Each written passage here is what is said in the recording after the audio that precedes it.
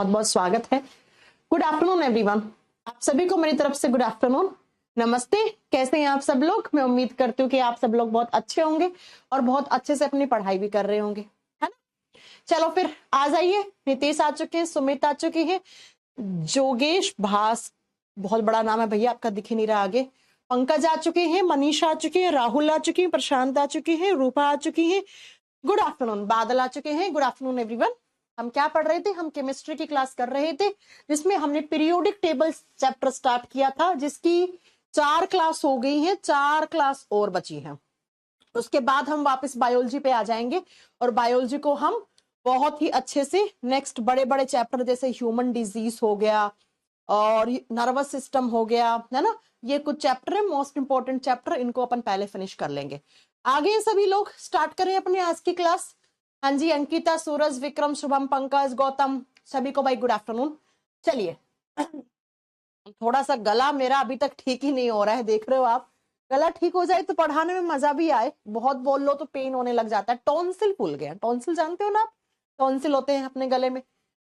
उनमें जब वायरस, आपके जो जुकाम वाले वायरस होते हैं ना, कॉमन कोल्ड वाले वायरस जिनको रीनो वायरस कहते हैं हम, ये वायरस ना टॉन्सिल्स को फुला देते हैं, उसमें इन्फेक्शन कर देते हैं। तो ये मुझे वही हो रखा है फिलहाल। चलो फिर स्टार्ट करें। पीरियोडिक टेबल हम पढ़ रहे थे, लास्ट क्लास में हमने क्या पढ़ा?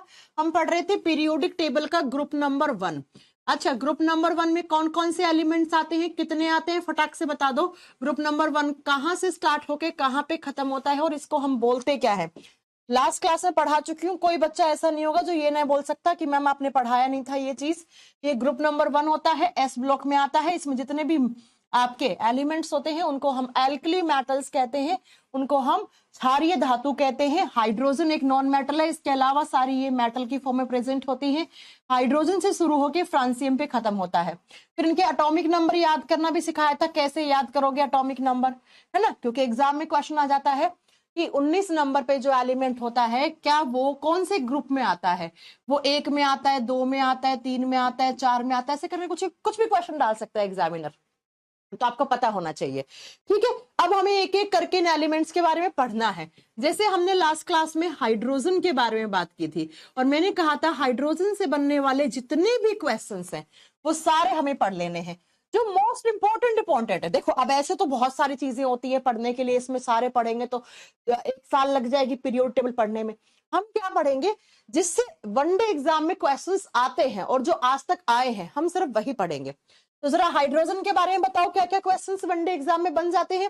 सबसे पहला question, hydrogen is the most abundant element of in universe. It is most abundant element in universe. आप जानते हैं कि इस पूरे संसार में सबसे ज्यादा एलिमेंट कौन सा प्रेजेंट होता है? तो आप लिखिएगा संसार में सबसे ज्यादा मात्रा में पाए जाने वाला तत्व, संसार में सबसे ज्यादा मात्रा में, सबसे ज्यादा मात्रा में या प्रचुर मात्रा में, ठीक है, ज्यादा की जगह प्रचुर लिख लेना, प्रचुर मात्रा में पाए जाने वाला एलिमेंट है, तत्व है। ठीक है, अब बात करते हैं हाइड्रोजन के बारे में। तो हाइड्रोजन लास्ट क्लास में हमने पढ़ा था, हाइड्रोजन इकलौता ऐसा एलिमेंट है जिसका atomic number is equal to atomic mass. याद है ना ये बात? मैंने कहा था हाइड्रोजन इकलौता ऐसा तत्व है जिसका परमाणु क्रमांक परमाणु भार के बराबर होता है ना। और हाइड्रोजन को हम कहते हैं नोटोरियस एलिमेंट। हाइड्रोजन को हम नोटोरियस एलिमेंट कहते हैं। नोटोरियस एलिमेंट का मतलब होता है बच्चा आवारा तत्व। अच्छा, आवारा कौन होता है? जो यहां वहां गलियों में घूमता रहता है ना, जिसका कोई ठिकाना नहीं होता। ठीक है, ऐसे ही यह हाइड्रोजन है ना, इसको हम नोटोरियस एलिमेंट यानी कि आवारा तत्व कहते हैं। ऐसा क्यों? आपको पता है हाइड्रोजन जो है ना वो इकलौता ऐसा एलिमेंट है जिसका पीरियोडिक टेबल में आज तक जगह डिसाइडेड नहीं है। आप कहोगे मैम 1 नंबर पे है तो सही, भाई 1 नंबर पे हम इसको रख देते हैं बिकॉज इसका एटॉमिक नंबर 1 है, लेकिन मैं आपको बता दूं ये फिक्स पोजीशन नहीं है हाइड्रोजन की। क्यों? क्योंकि हाइड्रोजन के ना बहुत सारे गुण ऐसे हैं जो पता है किससे मिलता है, जो 17वें नंबर के ग्रुप से मिलता है। यानी कि हाइड्रोजन जो है ना, इसको हमने भले ही 1 नंबर पे लिखा है बिकॉज इसका एटॉमिक नंबर 1 है, इसका परमाणु क्रमांक 1 है, लेकिन इसकी तुलना कौन से ग्रुप के एलिमेंट से करते हैं हम 17 नंबर का जो ग्रुप होता है, आगे पढ़ोगे, हैलोजन ग्रुप कहलाता है। उसके एलिमेंट से इसको कंपेयर करते हैं। तो बच्चों आपसे पूछ ले, आज तक पीरियोडिक टेबल में कौन से एलिमेंट का जगह एकदम फिक्स नहीं किया गया है, जो यहां वहां घूमता रहता है। कभी वो अपने बिहेवियर ग्रुप नंबर 1 के एलिमेंट्स की तरह रखता है और कभी वो ग्रुप नंबर 17 के एलिमेंट्स की तरह रखता है। तो आप बताओगे दैट इज हाइड्रोजन, वो हाइड्रोजन ही है, राइट। तो इसीलिए हम इसको नोटोरियस एलिमेंट या आवारा तत्व की कैटेगरी में भी रखते हैं। नेक्स्ट, आप जानते हैं जो हाइड्रोजन होता है वो आग लगाने में काम आता है। हाँ जी बिल्कुल आता है। सुना होगा आपने कि जो हाइड्रोजन गुब्बारों में भरा जाता है, लेकिन हाइड्रोजन अगर गुब्बारे में भरते हो ना तो वो फटने के चांसेस ज्यादा रह जाते हैं। इसलिए हाइड्रोजन की जगह हम भरते हैं बहुत अच्छे से कि अगर फटना नहीं है, आग नहीं लगानी है, हाइड्रोजन आग लगा सकता है, बिल्कुल लगा सकता है। सुनो, तो हम हीलियम भर लेते हैं, वो बात की बात है, बाद में पढ़ेंगे हम। जब हम हाइड्रोजन की बात करते हैं तो ये जो हाइड्रोजन होता है ना, इससे बना हुआ जो गैस होता है वो होता है हाइड्रोजन गैस। और hydrogen gas is the lightest gas. अगर आपसे पूछ ले कि सबसे हल्की गैस कौन सी होती है, सबसे हल्की गैस कौन सी है, तो वो होगी बच्चा आपकी H2 गैस, हाइड्रोजन गैस। अब आप कहोगे मैम हमने तो हीलियम पढ़ा है, लेकिन आपने क्वेश्चन सही से नहीं पढ़ा। Helium is a noble gas. आप जानते हो हीलियम एक नॉन रिएक्टिव एलिमेंट होता है, हीलियम एक अक्रिय गैस होता है। तो आपसे पूछे कि सबसे हल्की अक्रिय गैस कौन सी है, तब आप हीलियम बोलोगे, तब आपका आंसर हीलियम होगा। लेकिन अगर आपसे नोबल ना लेके पूछा लाइटेस्ट गैस कौन सी है, तब आपका हाइड्रोजन आंसर होगा। और हाइड्रोजन गैस जो होती है ना, H2 गैस, जिसको आप हाइड्रोजन गैस बोलते हो, ये बेस्ट फ्यूल माना गया है। इसको हम बेस्ट फ्यूल मानते हैं, सबसे अच्छा ईंधन मानते हैं। और यहीं से मैं आपको बता दूं कि हाइड्रोजन जो गैस है ना, इसी को हम फ्यूचर फ्यूल भी कहते हैं। फ्यूचर फ्यूल क्यों कहते हैं? क्योंकि भविष्य में ये बहुत ज्यादा फ्यूल की तरह काम में आने वाला है। तो अगर आपसे पूछ ले भविष्य का ईंधन किस गैस को माना गया है, तो भविष्य का ईंधन हाइड्रोजन गैस को, बेस्ट फ्यूल किसको, हाइड्रोजन गैस को। आपने सुना है ना, जर्मनी इटली में तो हाइड्रोजन से बस अपने यहाँ भी बस चलने लग गई है हाइड्रोजन गैस से। जर्मनी इटली में तो हाइड्रोजन गैस से एक्सपेरिमेंट होने लग गए हैं, ट्रेन चलाने के लिए ट्रेन भी चलने लग गई है उधर। तो हाइड्रोजन गैस को सबसे अच्छा, सबसे उच्चतम क्वालिटी का ईंधन मानते हैं। और ऐसा कहते हैं फ्यूचर में हम एक जमाना ऐसा आएगा कि हम सिर्फ और सिर्फ हाइड्रोजन गैस पे ही क्या हो जाएंगे, हम डिपेंडेंट हो जाएंगे। ठीक है।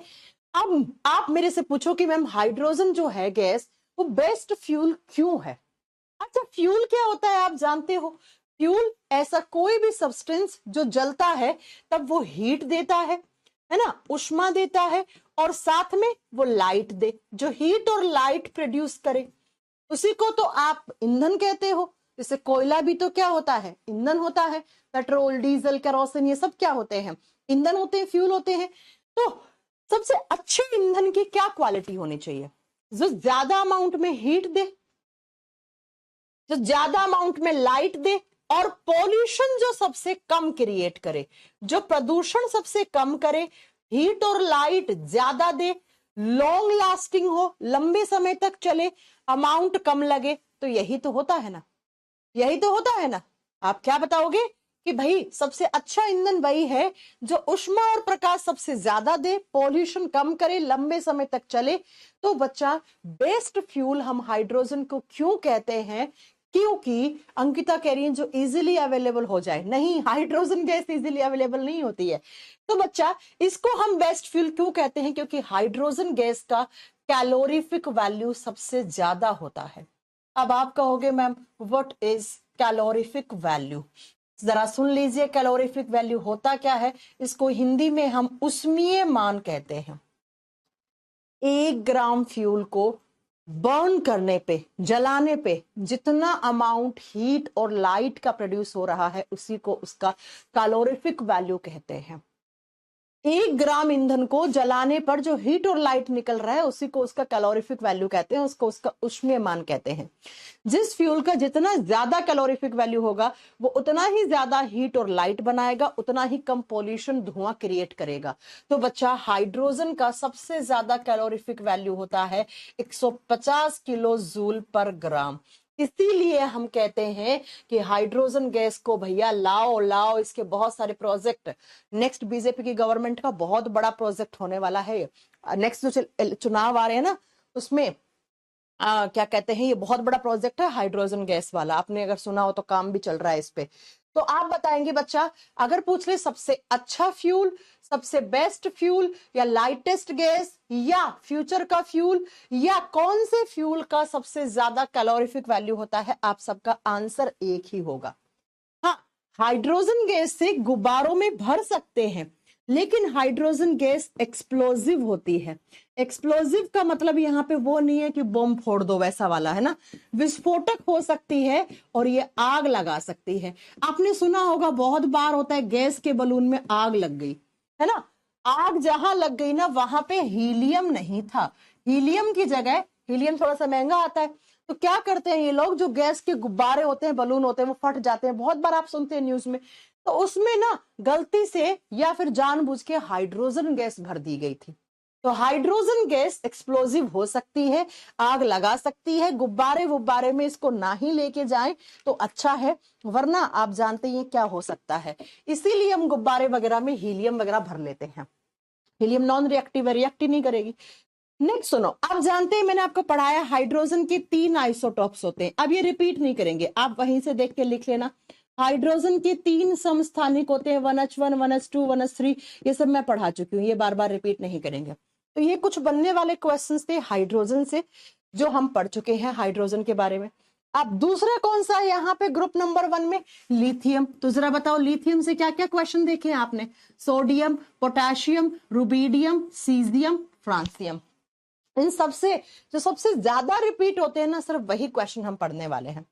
तो हाइड्रोजन से बनने वाले क्वेश्चंस मैंने सारे बता दिए, आइसोटॉप्स में पहले पढ़ा चुकी हूं, अब नहीं पढ़ाऊंगी, ठीक है, अब नहीं पढ़ाऊंगी, अब नहीं पढ़ाऊंगी, ओके।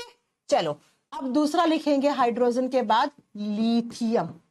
लिथियम, लिथियम एक धातु होती है, हाँ जी मैम। लिथियम से 3 क्वेश्चंस बहुत फेमस है वनडे कॉम्पिटिटिव एग्जाम में। लिथियम का एटॉमिक नंबर 3 होता है, भी एटॉमिक मास ये सब पढ़ाऊंगी नहीं, सब निकालना सिखा दिया, बार बार नहीं पढ़ेंगे। Lithium is the lightest metal. आप जानते हैं पीरियोडिक टेबल में सबसे हल्की धातु कौन सी होती है, पीरियोडिक टेबल में सबसे हल्की धातु आप बताओगे लिथियम होती है। अच्छा आप पूछो मैम क्यों होती है हल्की, चलो आंसर देते हैं। लिथियम का एटॉमिक नंबर कितना है, 3 है। 1 नंबर पे हाइड्रोजन था, हाइड्रोजन तो नॉन मेटल था, यानी कि हाइड्रोजन तो एक अधातु था। 2 नंबर पे हीलियम है, हीलियम भी नॉन मेटल होता है, गैस की फॉर्म में प्रेजेंट होता है। तो 3 नंबर पे लिथियम, तो लिथियम पहला ही धातु हो गया ना पीरियोडिक टेबल का। इन 2 के बाद 3 नंबर पे lithium is the first metal of periodic table, तो ये सबसे हल्की होगी। और हल्की होने के कारण ही, याद है हमने इसको कहां पे काम में लिया था, हमने इसको पेस मेकर डिवाइस में काम में लिया था। तो एग्जाम में क्वेश्चन आता है कौन सी धातु, आर्टिफिशियल हार्ट जिसको कहते हैं, जिसको हम कृत्रिम हार्ट कहते हैं, जिसका नाम पेस मेकर होता है, उसमें कौन सी धातु काम में ली जाती है, तो आप बताओगे वहां पे ये धातु काम में ली जाती है। 3 नंबर पे लिथियम काम आती है बैटरीज में, हाँ जी मैम जानते हैं बैटरी में काम आती है, लिथियम की बैटरी होती है, बिल्कुल होती है, बहुत सारी आपने देखा होगा लिथियम की बैटरी होती है, ठीक है। तो ये तीनों क्वेश्चंस लिथियम से बन जाते हैं, तीनों आपको याद रखने हैं। अब लिथियम के बाद आता है पीरियोडिक टेबल में ग्रुप नंबर 1 में Na। Na का मतलब नेट्रियम, और नेट्रियम को, नेट्रियम तो क्या हो गया लैटिन भाषा में, और हम लोग क्या बोलते हैं इसे, हम लोग इसे सोडियम कहते हैं, ठीक है। अब सोडियम से बनने वाले क्वेश्चंस देख लें सारे, देखो hydrogen, lithium, sodium, atomic number, atomic mass सब याद करवा चुकी हूँ, अब नहीं करने हैं। सिंबल इसका Na होता है, जिसका अलग से सिंबल होगा, और जिसको जिस भी लैटिन भाषा में जिस नाम से जानेंगे वो मैं सब लिखवा दूंगी। अब यहीं पर लिखवा दिया है मैंने कि नेट्रियम ही कहते हैं हम सोडियम को लैटिन भाषा में, याद आते हैं रेलवे वगैरह के एग्जाम में। अब सुनो जरा सोडियम क्या होता है। सोडियम बहुत सॉफ्ट मेटल होता है, सोडियम सॉफ्ट मेटल है, मुलायम धातु है। ये इतना मुलायम होता है बच्चों कि आप इसको चाकू से काट सकते हो। सोडियम और पोटेशियम दोनों ही क्या होते हैं, मुलायम होते हैं। आपने देखा कभी सोडियम, कभी देखा है? मैंने तो बहुत बार देखा है। आप इसको नाइफ से काट सकते हो, it can be cut with a knife. इसको आप चाकू से काट सकते हो, इतना सॉफ्ट होता है। दोनों ही सॉफ्ट होते हैं, सोडियम और पोटेशियम। अगर आप पूछो ज्यादा सॉफ्ट कौन होता है, सोडियम। सोडियम ज्यादा सॉफ्ट होता है। दोनों ही एक्सप्लोजिव होते हैं, दोनों ही विस्फोटक सामग्रियां बनाने में काम में आ सकते हैं, लेकिन दोनों में ज्यादा विस्फोटक पोटेशियम होता है। गन पाउडर बनाने में पोटेशियम काम आता है, पता है ना आपको, है ना। तो एक्सप्लोजिव सोडियम भी है, तो लिख दो ये भी एक्सप्लोजिव एलिमेंट है। बिल्कुल है भैया, एक्सप्लोजिव। नाइट्रोजन, फॉस्फोरस, पोटेशियम, ये सब आगे आप पढ़ोगे, आप सब एक्सप्लोजिव एलिमेंट्स की कैटेगरी में आते हैं। तो ये भी एक विस्फोटक एलिमेंट की तरह बिहेव करता है, बिल्कुल करता है। नेक्स्ट आप बताओगे बच्चा, जो सोडियम होता है इसके क्या क्या काम है, कहाँ पे प्रेजेंस होती है इसकी? बहुत आसान से है, बहुत ही सिंपल से क्वेश्चन है, आप खुद जानते हो। समुद्र के पानी में सोडियम की प्रेजेंस होती है, ये मरीन वाटर में होता है। मरीन वाटर का मतलब होता है समुद्री पानी में होता है। अब समुद्री पानी में किसकी फॉर्म में होता है? NaCl की फॉर्म में। NaCl क्या होता है बच्चा? NaCl को हम टेबल सोल्ट कहते हैं, टेबल पे सर्व होने वाला नमक। नमक बहुत सारे होते हैं, ग्लोबल सॉल्ट, है ना, मोर सॉल्ट, आगे पढ़ोगे। हम जो नमक खाते हैं that is NaCl, sodium chloride. तो सोडियम क्लोराइड की फॉर्म में इसकी प्रेजेंस हो गई। हाँ जी मैम। इसको टेबल सॉल्ट क्यों बोलते हैं? क्योंकि हम टेबल पे सर्व करते हैं, डाइनिंग टेबल पे हम लोग ये खाते हैं ना। वैसे मैंने बोला ना, आगे में पढ़ाऊंगा आपको, ग्लोबल सॉल्ट, मोर सॉल्ट, ब्लैक सॉल्ट, है ना, ये सारे बात की बात है, हम इसकी बात कर रहे हैं। नेक्स्ट अगर मैं आपसे पूछूं सोडियम और कहाँ होता है, आप बताओगे बच्चा सोडियम पाया जाता है NaHCO3 की फॉर्म में। क्या होता है ये NaCl3? इसका केमिकल नेम होता है सोडियम बाइकार्बोनेट। अब हिंदी मीडियम वाले बच्चों सुनो, सेम नाम हिंदी में है तो अपन अलग अलग नहीं लिखेंगे, ठीक है। Sodium bicarbonate. कॉमर्शियली इसको क्या कहते हैं? कॉमर्शियली इसको बेकिंग सोडा के नाम से जानते हैं। बेकिंग सोडा, खाने वाला सोडा, इसी को हम खाने वाला सोडा भी कहते हैं। आपको पता होगा ये खाने वाला सोडा कहाँ पे काम में लिया जाता है?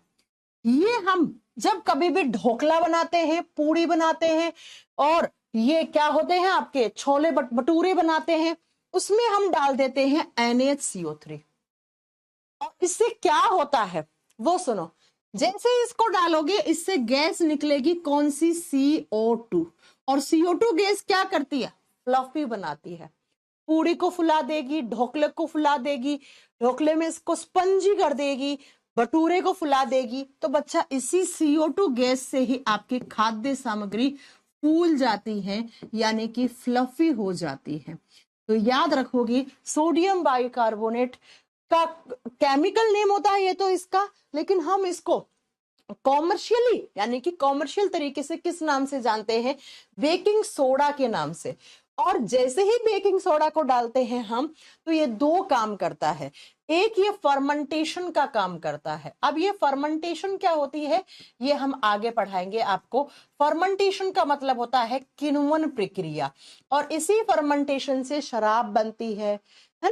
अभी आप सिर्फ ये लिख दो, ठीक है, अभी आप सिर्फ ये लिख दो। राजेश कह रहे हैं कुछ समझ में नहीं आता है पीटी। क्या समझ में नहीं आ रहा? 5 क्लास पढ़ा रहे हैं, अभी तक आपको समझ ही नहीं आ रहा है? हाँ राजेश बेटा, कैसे काम चलेगा? क्या समझ में? इतना आसान है, कैसे क्वेश्चन आएगा? कौन कौन सी धातु को चाकू से काट सकते हैं? फिर 4 ऑप्शन देगा, पूछेगा इनमें से एक्सप्लोजिव एलिमेंट की पहचान करो, वहां पे सोडियम हो सकता है। समुद्र के पानी में सोडियम की प्रेजेंस किसकी फॉर्म में होती है? इसकी फॉर्म में। बेकिंग सोडा का केमिकल नेम क्या है? ये है। फॉर्मूला क्या है? ये है। उससे कौन सी गैस निकलती है? ये। खाद्य सामग्री को फुलाने का काम कौन सी करती है? ये। कौन सा सोडियम का कौन सा कंपाउंड है जो फर्मेंटेशन की प्रोसेस में काम में आता है? ये है। अब इससे ज्यादा क्या समझ में नहीं आएगा? हाँ, इससे ज्यादा क्या समझ में नहीं आएगा बेटा? राजेश पहले की क्लासेस करिए। फर्मेंटेशन क्या होता है हम आगे आपको बहुत अच्छे से पढ़ाएंगे, फर्मेंटेशन क्या होता है। फिलहाल अभी लिख के छोड़ दो। हम सोडा सिर्फ खाद्य सामग्री को फुलाने के लिए काम में नहीं लेते हैं, उसको फर्मेंटेट करने के लिए भी काम में लेते हैं। जैसे जो ढोकला बनता है ना, उसके पाउडर उसमें हम डाल देते हैं बेकिंग सोडा, तो उसमें वो फर्मेंटेशन का भी काम करता है, ठीक है। किण्वन की प्रक्रिया में भी यही सोडा काम में लिया जाता है, राइट। तो सोडियम इसके फॉर्म में हो सकता है, किसकी फॉर्म में, इसकी फॉर्म में और इसकी फॉर्म में। एक और लिखो सोडियम के जो वनडे एग्जाम में आता है, नेट्रियम।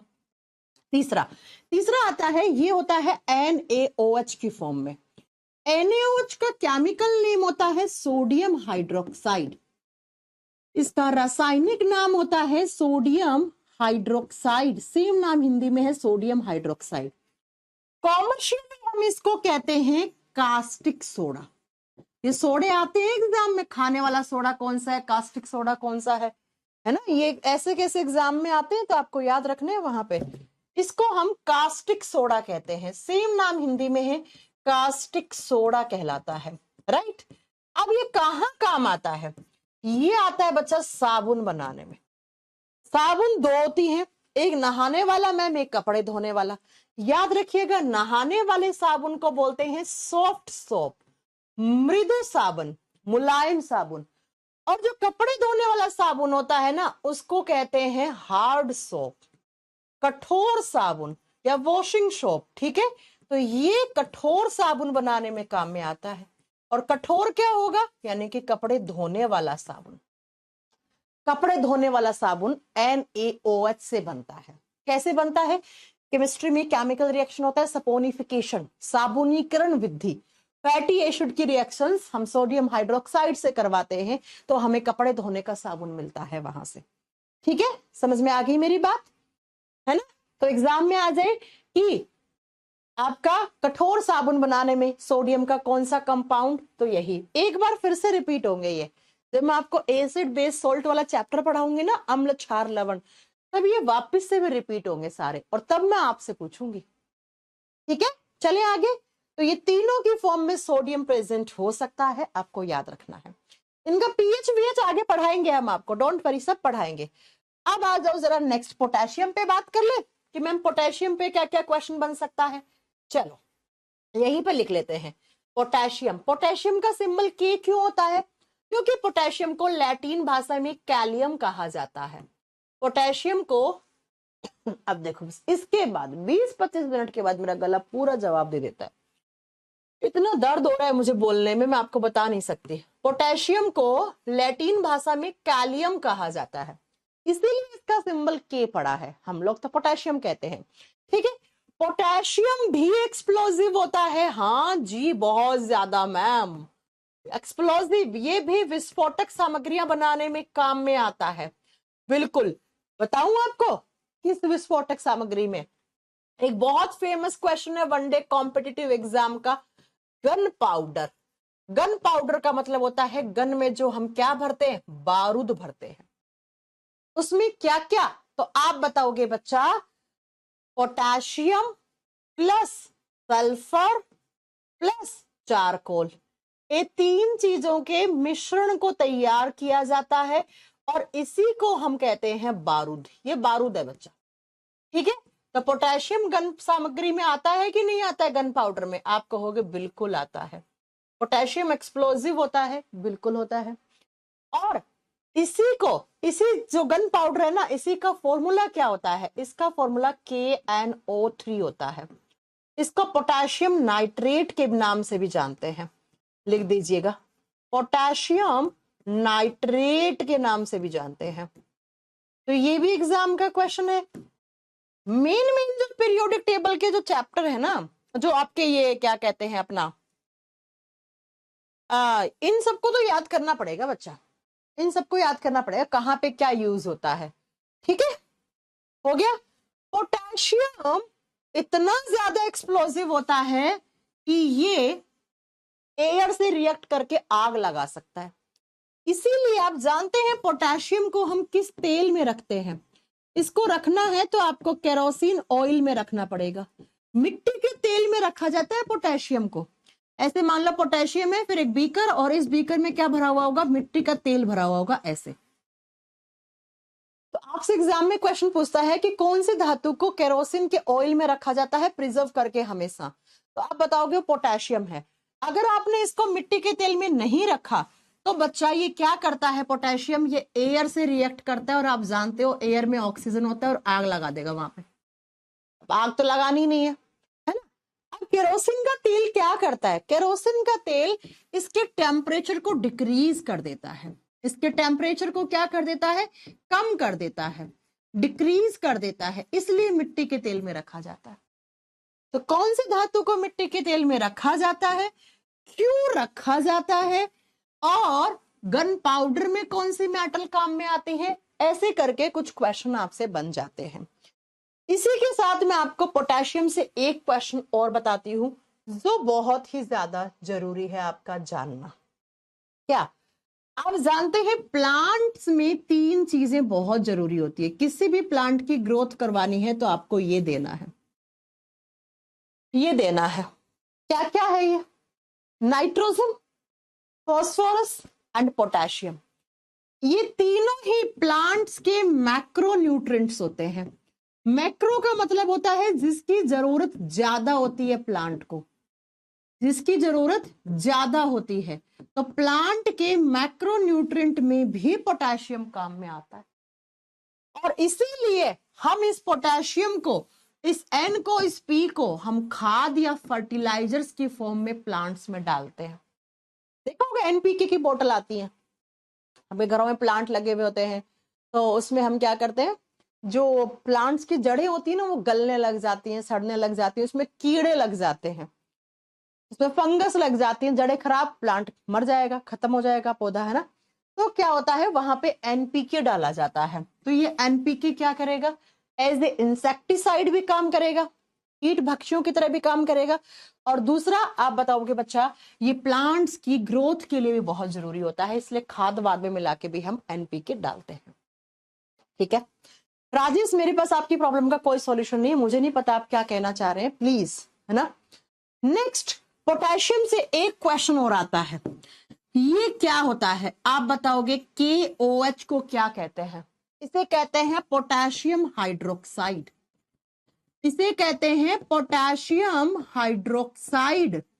और बच्चों मैं आपको बता दूं, पोटेशियम हाइड्रोक्साइड ही नहाने वाला साबुन बनाता है।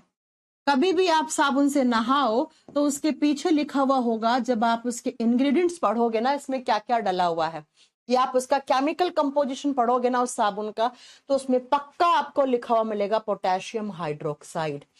ये नहाने वाला साबुन, मैंने कहा था ना, नहाने वाले साबुन को सॉफ्ट सोप बोलते हैं, कपड़े धोने वाले साबुन को हार्ड सोप बोलते हैं। तो नहाने वाले साबुन सारे पोटेशियम हाइड्रोक्साइड से ही बने हुए होते हैं।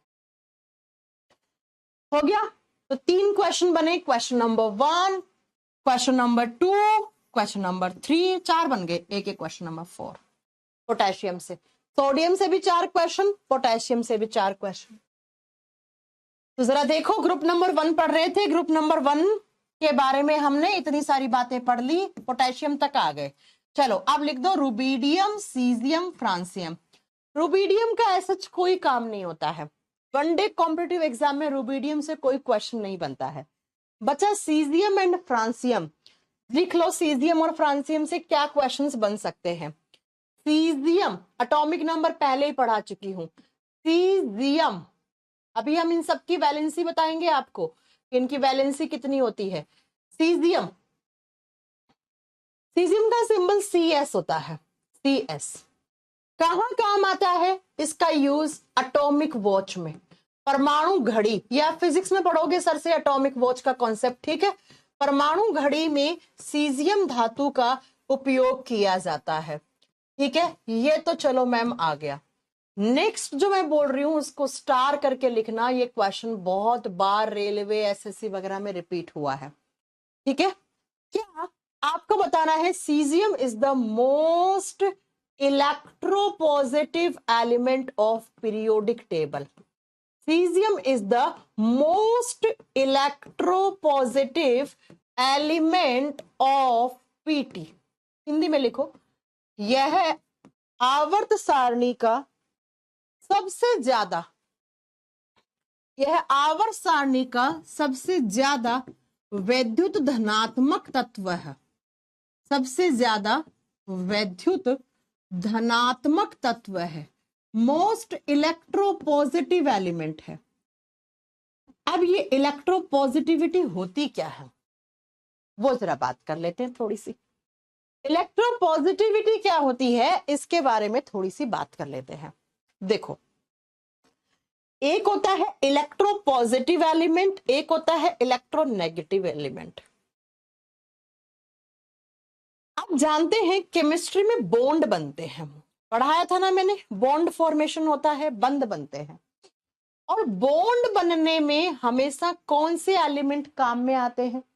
मैं बहुत बार, कौन से इलेक्ट्रॉन काम में आते हैं, बहुत बार पढ़ा चुकी हूं कि किसी भी एलिमेंट के एटम की जो सबसे आउटर वाली शेल होती है, इस शेल को हम वैलेंस सेल कहते हैं ना। इसको हम क्या कहते हैं? संयोजी कक्षा कहते हैं। किसी भी परमाणु की सबसे बाह्यतम जो कक्षा होती है उसको संयोजी कक्षा कहा जाता है, उसको वैलेंस सेल कहा जाता है। और इसमें जो इलेक्ट्रॉन है, जितने भी इलेक्ट्रॉन हैं, ये इलेक्ट्रॉन कहलाते हैं वैलेंस इलेक्ट्रॉन। ये क्या कहलाते हैं? ये संयोजी इलेक्ट्रॉन कहलाते हैं। और हमेशा बॉन्ड बनाते हैं ये वैलेंस इलेक्ट्रॉन। ये अंदर वाले जो यहाँ इलेक्ट्रॉन होंगे ना, ये कभी भी बॉन्ड में हिस्सा नहीं लेते हैं, ये बंध बनाने में काम में नहीं आते हैं। ठीक है, तो बॉन्ड फॉर्मेशन हमेशा कौन करता है? किसी भी एटम की सबसे बाहरी कक्षा के अंदर जो इलेक्ट्रॉन प्रेजेंट है ना, वही बॉन्ड बनाने में काम आते हैं। ठीक है, तो यहां पर जितने फ्री इलेक्ट्रॉन होंगे, ये जितने यहाँ पे वैलेंस इलेक्ट्रॉन होंगे, उतने ही बॉन्ड बनेंगे। अगर यहाँ पे 2 हैं तो 2, 4 है तो 4। ठीक है, तो बच्चा याद रखना, केमिस्ट्री में बॉन्ड कब बनता है? एक एलिमेंट अपना इलेक्ट्रॉन देगा, दूसरा लेगा। तो ये जो वैलेंस इलेक्ट्रॉन को देने की, डोनेट करने की जो कैपेसिटी होती है, उसी को इलेक्ट्रोपॉजिटिविटी कहते हैं। और ये सबसे ज्यादा किस एलिमेंट में है? ये आपकी सीजियम में है। आगे आपको थोड़ी देर के बाद सब कुछ समझ में आ जाएगा। ठीक है, ये किस में है? ये सीजियम में है। अभी फिलहाल आपको इतना जानना है कि पीरियोडिक टेबल का सबसे ज्यादा इलेक्ट्रोपॉजिटिव एलिमेंट सीजियम को माना गया है। एक इसका जस्ट उल्टा होता है, इलेक्ट्रोनेगेटिव एलिमेंट किसको माना गया है? रेलवे में दोनों लास्ट ईयर के पेपर में पूछे हुए क्वेश्चन है। ठीक है, फिलहाल इतना जान लो कि केमिस्ट्री में जो बॉन्ड बनते हैं, ये बॉन्ड हमेशा आउटर शेल में जो प्रेजेंट आपके वैलेंस इलेक्ट्रॉन होते हैं वही बनाते हैं। अंदर वाले, ये वाले इलेक्ट्रॉन कभी भी हिस्सा नहीं लेते हैं बॉन्ड बनाने में। ठीक है, जब हम पीरियोडिक टेबल के कुछ कैरेक्टर्स पढ़ाएंगे ना, वहां पे इलेक्ट्रोपॉजिटिविटी, इलेक्ट्रोनेगेटिविटी, वैलेंसी सब कुछ पढ़ाएंगे। ठीक है, चलो, हो गया, हो गया। चलो, अब लास्ट एलिमेंट बचा है सीजियम के बाद फ्रांसियम। लास्ट लिख दो फ्रांसियम। और फ्रांसियम क्या होता है? फ्रांसियम जिसका सिंबल FR होता है, एटॉमिक नंबर 87 होता है, पढ़ा चुकी हूं कैसे निकालने एटॉमिक नंबर। ठीक है, फ्रांसियम एक रेडियो एक्टिव एलिमेंट होता है। It is a radio active element. अच्छा, पता है एग्जाम में कैसे क्वेश्चन आएगा? एग्जाम में क्वेश्चन आएगा कि पीरियोडिक टेबल के ग्रुप नंबर 1 में कौन सा एलिमेंट है जो इलेक्ट्रो पॉजिटिव है सबसे ज्यादा, और कौन सा एलिमेंट है जो रेडियो एक्टिव एलिमेंट है। तो ऐसे करके आपके क्वेश्चंस, हाँ, इलेक्ट्रॉन देने की टेंडेंसी आगे पढ़ाएंगे आपको। ठीक है, ये होता है फ्रांसियम, रेडियो एक्टिव एलिमेंट होता है। तो ये ग्रुप नंबर 1 था। 1 के ये एलिमेंट्स थे सारे, इनके बारे में जो फेमस क्वेश्चंस थे वो हमने कर लिए। अब जरा सुनो, ग्रुप नंबर 1 के जितने भी एलिमेंट्स होते हैं ना, इन सब की वैलेंसी कितनी होती है?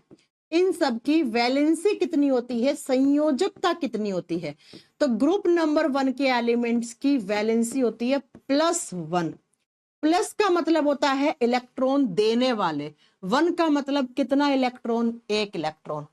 ये सारे एलिमेंट्स 1 इलेक्ट्रॉन को डोनेट कर सकते हैं। अब आप पूछो मैम, 1 इलेक्ट्रॉन को क्यों डोनेट कर सकते हैं? क्योंकि इनकी आउटर शेल में 1 ही इलेक्ट्रॉन होता है।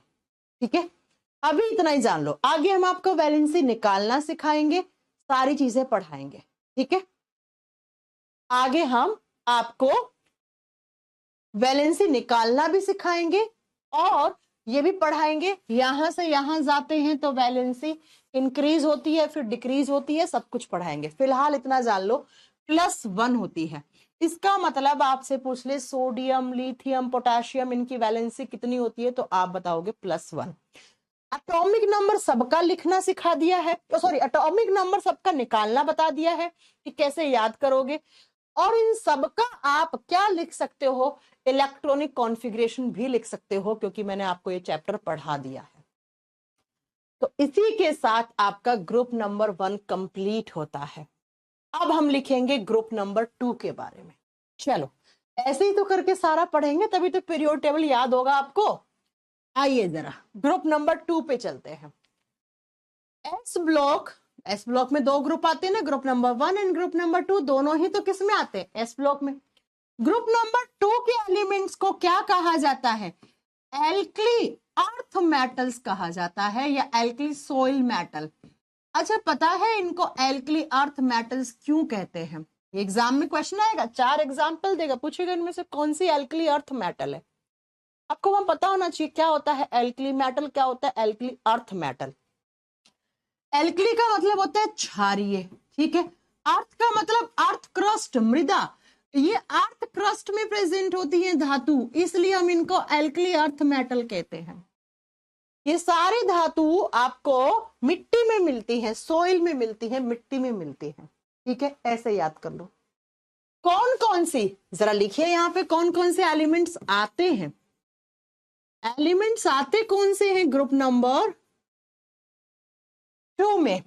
तो इसको याद करने की एक ट्रिक है बच्चा, कैसे याद करोगे, बेटा मांगे कार स्कूटर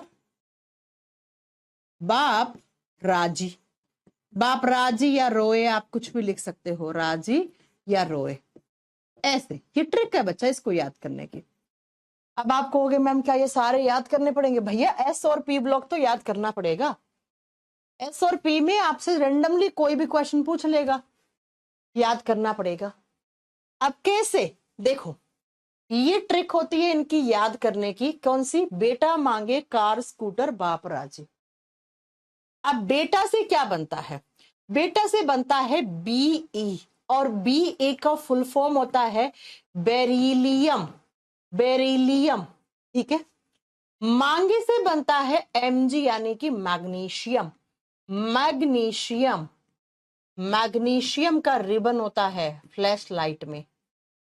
कार से बनता है सी कैल्शियम, कैल्शियम हमारे लिए भी जरूरी, प्लांट्स के लिए भी जरूरी। स्कूटर से बनता है एस आर का मतलब होता है स्ट्रोंसियम, पटाखे बनाने में काम में आता है। पटाखों में जो लाल कलर की लाइट होती है ना ऊपर जाके जलती है, वो इसी की वजह से जलती है।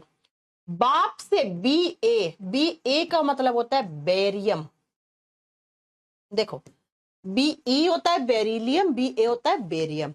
राजी या रोय से क्या बनेगा, देखो आपको यहां पे याद रखना है, राजी या रोय से आर ए का मतलब होता है रेडियम, रेडियम, रेडियम आता है ना आजकल तो बड़ा फेमस है रेडियम, जूतों पे लगा हुआ आता है, लोअर टी शर्ट पे भी लगा हुआ आने लग गया है ना।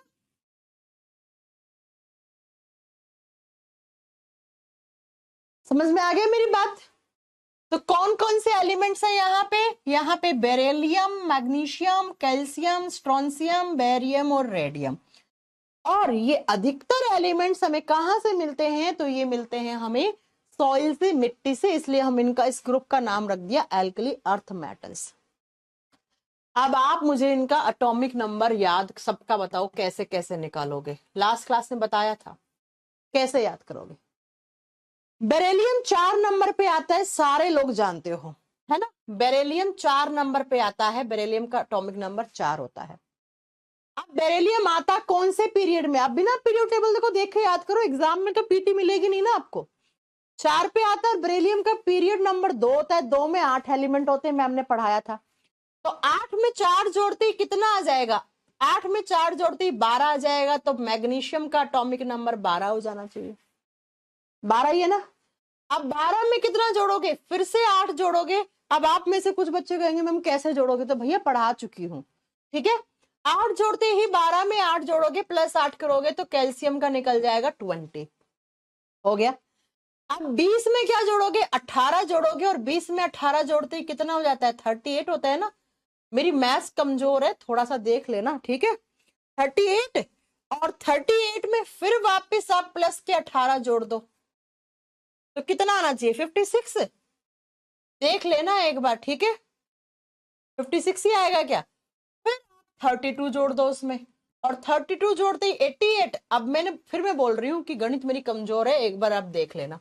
इतनी फास्ट कैलकुलेशन नहीं आती है मुझे, लेकिन वैसे मुझे लगता है थोड़ी बहुत सही होगी, इतना पढ़ा दिया, याद ही हो गया मुझे तो। हो गया।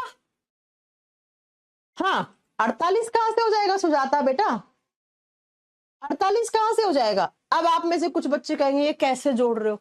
अरे भैया बताया था, इसमें 8 होते हैं, इसमें 8 होते हैं, 18 18 और उसके बाद आपको 32 32 जोड़ने हैं। जिस पीरियड से जा रहे हो उसी के ही एटॉमिक नंबर जितने भी एलिमेंट्स होते हैं वो प्लस करते जाओ, ठीक है। सही निकला मेरा गणित, सही है, ठीक है। तो 4 था, 4 में 8 जोड़ दो, फिर 8 जोड़ दो, फिर 18 जोड़ दो, फिर 18 जोड़ दो, फिर 32 जोड़ दो, निकल के आ जाएगा एटॉमिक नंबर। अब मैं बार बार तो बताने वाली रही हूं। और ये सारे एलिमेंट्स हैं, इन सबकी वैलेंसी +2 होती है, लिख दो। इन सबकी वैलेंसी, इन सबकी संयोजकता, संयोजकता कितनी होती है, इन सबकी +2 होती है। इसका मतलब मैम ग्रुप नंबर 2 में जितने भी सारे एलिमेंट्स आते हैं उन सबकी वैलेंसी +2 होती है। रैंडमली कोई आपसे पूछ ले कैल्शियम की वैलेंसी कितनी है, और निकालने मत बैठ जाना, निकालने बैठोगे एग्जाम में तो फिर तो हो लिया काम, फिर पढ़ने की क्या जरूरत है मेरे से, है ना।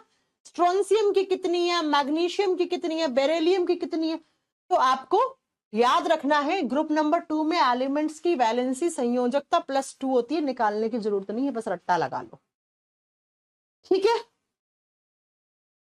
कोर्स की ड्यूरेशन 3.5 महीने होती है बेटा, 3.5 महीना लगता है सिलेबस खत्म करने में, ठीक है। 2 महीने के लगभग तो हो गए हैं आपकी इस बैच को, हो गया। चले अब इनसे बनने वाले क्वेश्चंस देख लेते हैं, कहां पे क्या क्या फेमस क्वेश्चंस हैं जो आ जाते हैं। बेरिलियम से कोई फेमस क्वेश्चन नहीं है। मैग्नीशियम से लिखो क्या फेमस क्वेश्चन है जो एग्जाम में आता है। मैग्नीशियम से लिखो क्या फेमस क्वेश्चन है जो एग्जाम में आता है, Mg मैग्नीशियम।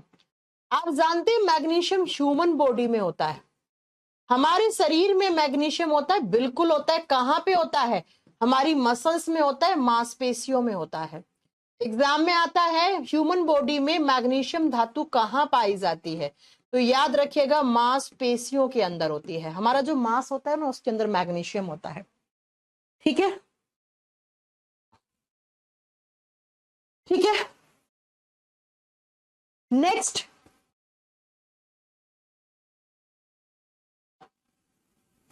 सुनो मैग्नीशियम से, क्या मैम मैग्नीशियम प्लांट्स में भी होता है, याद रखना है बिल्कुल होता है। पेड़ पौधों में भी मैग्नीशियम होता है। क्या काम करता है मैग्नीशियम, पहले सुनो होता कहां है मैग्नीशियम। प्लांट्स में पाया जाता है, ये क्लोरोफिल में, क्लोरोफिल में पाया जाता है। लिख दो प्लांट्स में क्लोरोफिल में मैग्नीशियम धातु होता है। अब आप पूछो मैम प्लांट्स को करता क्या है, प्लांट्स में, प्लांट्स में ये कूलिंग इफेक्ट डालने का काम करता है। कूलिंग इफेक्ट का मतलब है ठंडक देता है। आपने देखा है सर, अभी गर्मी आएंगी जून जुलाई में, जून जुलाई में बहुत सारे पेड़ पौधे जल जाते हैं। क्यों जल जाते हैं, बहुत ज्यादा धूप आती है, बहुत ज्यादा सनलाइट आती है, सनलाइट ज्यादा मतलब हीट ज्यादा, उष्मा ज्यादा, और उसी हीट से प्लांट मर जाते हैं, जल जाते हैं। तो प्लांट को जलने से बचाने के लिए, ठंडक देने के लिए मैग्नीशियम धातु होती है, ये ठंडक देने का काम करती है प्लांट्स को, समझ गए आप। कूलिंग इफेक्ट देने का काम मैग्नीशियम धातु करती है पेड़ पौधों में। कहां पे पाया जाता है, क्लोरोफिल में। हम लोगों में कहां होता है, हमारी मांसपेशियों में, हमारे मांस में होता है। अब मैग्नीशियम से जो क्वेश्चन बनता है जो आपके वनडे कॉम्पिटिटिव एग्जाम में आता है, that is magnesium hydroxide, MgOH twice, ये इसका फॉर्मूला होता है। इसका केमिकल नेम होता है मैग्नीशियम हाइड्रोक्साइड, सेम नाम हिंदी में है। अब कॉमर्शियली हम किस नाम से जानते हैं इसको, कॉमर्शियली हम कहते हैं इसको मिल्क ऑफ मैग्नीशिया, मैग्नीशिया का दूध कहलाता है मिल्क ऑफ मैग्नीशिया।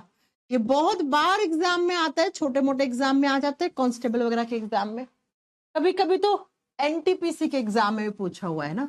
एनटीपीसी की वैकेंसी आने वाली है, आपको मैं बता दूं अभी। ग्रुप डी, एनटीपीसी, एएलपी की जो टेक्नीशियन की वैकेंसी है, एसएससी, जेई, आरआरबी, जेई, सबकी वैकेंसी आने वाली है। और सब में साइंस आप जानते हैं लगभग 20-25 नंबर का आता है ना। तो अच्छे से पढ़ लो। बहुत सही टाइम पे बैच ज्वाइन किया आप लोगों ने, बहुत सही टाइम पे। अब जो करेंगे उनका सिलेबस कब जाएगा, कब जाके पूरा होगा, है ना। तो इसको बोलते हैं मैग्नीशिया का दूध। अच्छा, पता है क्यों बोलते हैं? पता इसका जो पाउडर होता है ना, अच्छा पहले सुनो, ये इनो में होता है। इनो को आप पानी में डालते हो तो किस कलर का हो जाता है? दूधिया रंग का हो जाता है ना। ठीक ऐसे इसलिए इसका नाम पड़ा मैग्नीशिया। आप याद रखेंगे, मिल्क ऑफ मैग्नीशिया, मैग्नीशिया का दूध इसीलिए पड़ा। इनो को आप पानी में डालते हो तो वो पानी दूधिया रंग का हो जाता है ना। हाँ, तो इसीलिए हम इसको मिल्क ऑफ मैग्नीशिया के नाम से जानते हैं। हो गया, बात खत्म। इनो में क्या काम करता है याद है? डाइजेस्टिव सिस्टम पढ़ाया था, मैंने कहा था पेट में हो जाती है एसिडिटी, है ना। और एसिडिटी को खत्म करने के लिए क्या पीते हैं हम? इनो, डाइजीन टैबलेट आती है, एक दवाई आती है, चूस लेते हैं मुंह में 5-4 मिनट के लिए, है ना। तो आप बताओगे कि ये क्या करता है? मैग्नीशियम हाइड्रोक्साइड ये एसिडिटी को खत्म करता है। और याद रखिएगा, ऐसे केमिकल्स जो एसिडिटी खत्म करते हैं उनको एंटा एसिड कहते हैं, उनको प्रति अम्ल कहते हैं, उनको एंटा एसिड कहते हैं। कभी कभी ऐसे भी आ जाता है, पता है क्या आ जाता है कि एंटीबायोटिक किसको कहते हैं, है ना। और क्या एंटीसेप्टिक किसको कहते हैं, एंटा एसिड किसको कहते हैं, ऐसे बहुत सारे आ जाते हैं। एक और ये भी होते हैं ना, ट्रैंक्विलाइजर्स किसको कहते हैं। ये सारे नाम आपको पता होना चाहिए, ठीक है। तो एंटा एसिड क्या होते हैं? जो एसिडिटी खत्म करते हैं। और एसिडिटी खत्म करने के लिए हम मैग्नीशियम हाइड्रोक्साइड काम में लेते हैं। इनो का पाउच पड़ा होगा तो देखना उसके पीछे लिखा हुआ होता है।